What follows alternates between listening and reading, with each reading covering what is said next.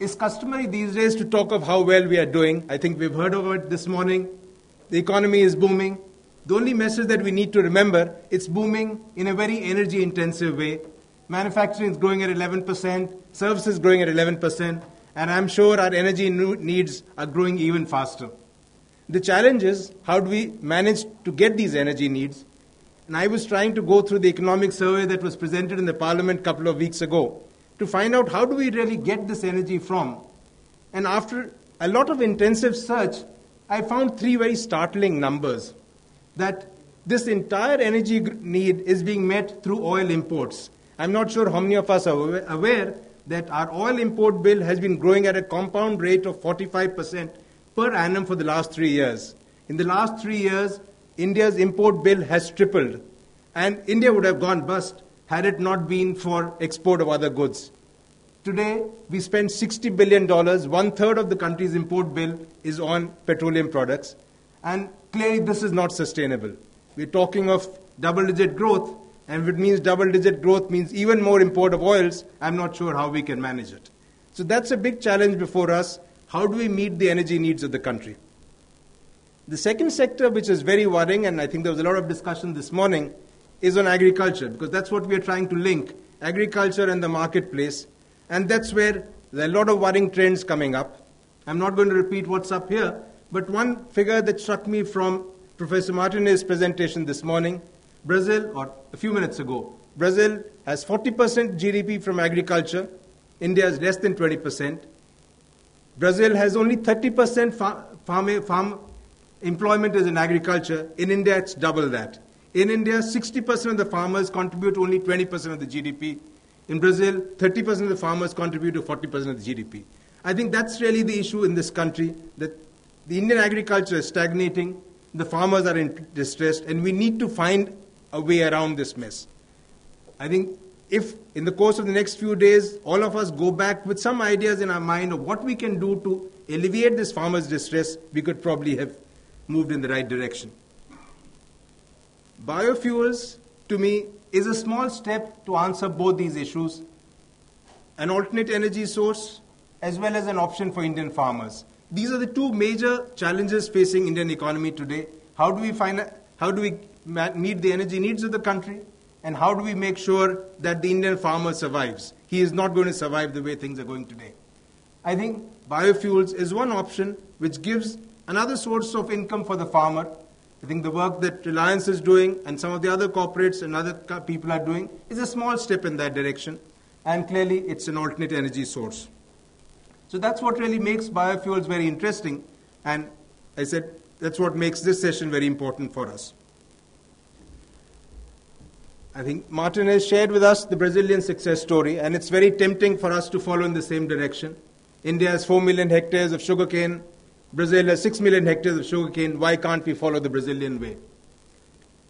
Technologically, it makes sense. Clearly, a 5 or a 50% blend in petrol has lots of advantages over normal petrol. But I think there are a few issues which we need to address. I'm not going to talk about the technical points. I think most of us are aware of it. But with sugarcane, there are a few key issues which are important for India, which is why we need to be a little careful going the Brazilian way. A lot of learnings from Brazil, but I think there are issues that we need to address. Sugarcane as a crop is water intensive. It's a crop which takes 12 to 14 months to grow, needs a lot of water. And I think in India, the biggest scarcity in agriculture is water. And if we are going to build a biofuel based on a water-intensive crop, I think we are going from the frying pan to the fire. We need to be careful about it. The crushing season in the sugar industry, in any case, is very limited. It's only 150 days today. The Indian sugar industry is not viable even now. We are in a major crisis there, trying to compete with our Brazilian friends. So whether sugarcane is the right option, we need to evaluate.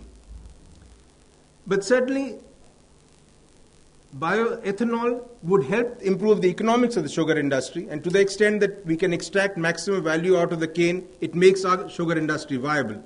However, whether it's the answer for biofuels is, I think, to my mind, a question mark. Two other crops which are interesting, which probably help in this direction.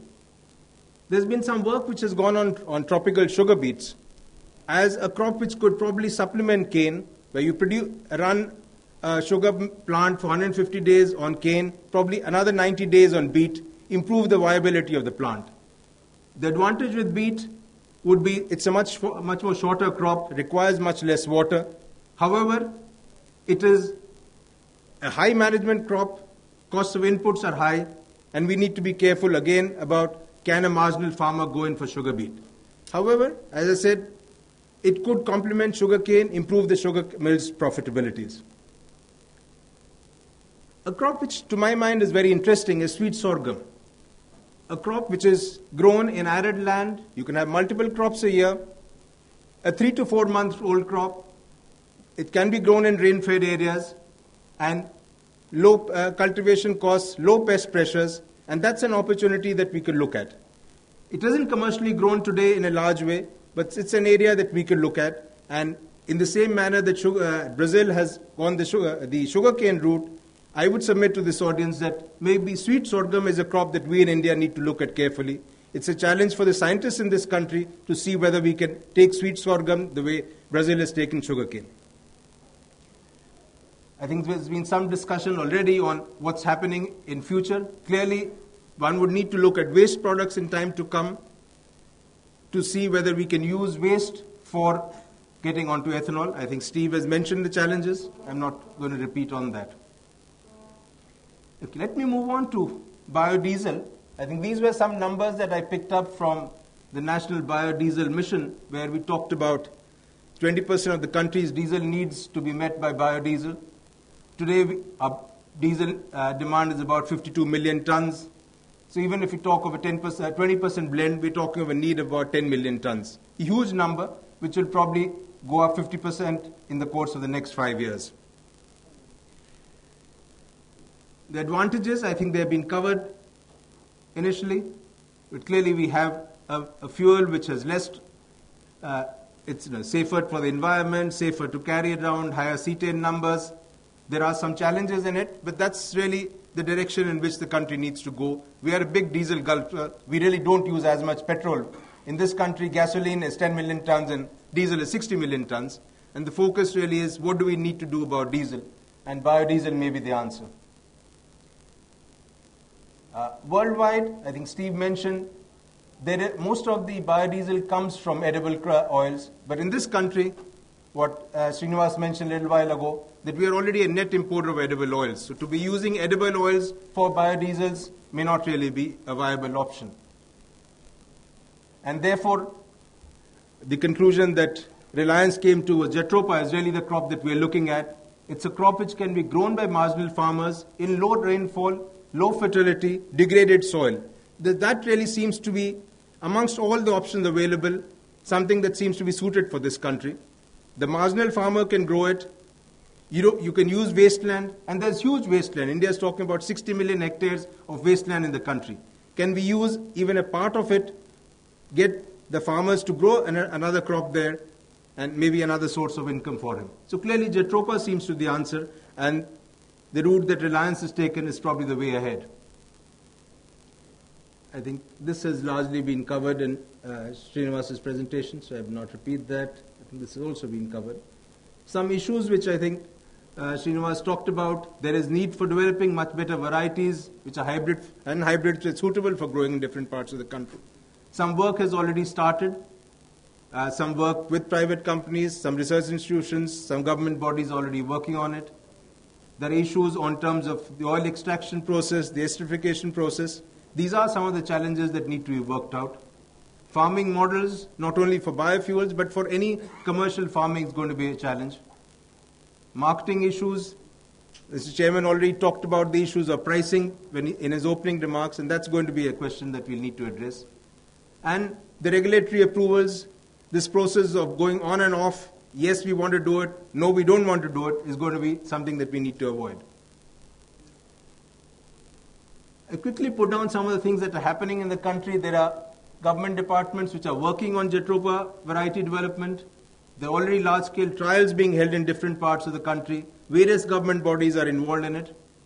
There are a couple of pilot plants for trans-esterification which have already come up with the petroleum companies. Some of the institutions are already working on it.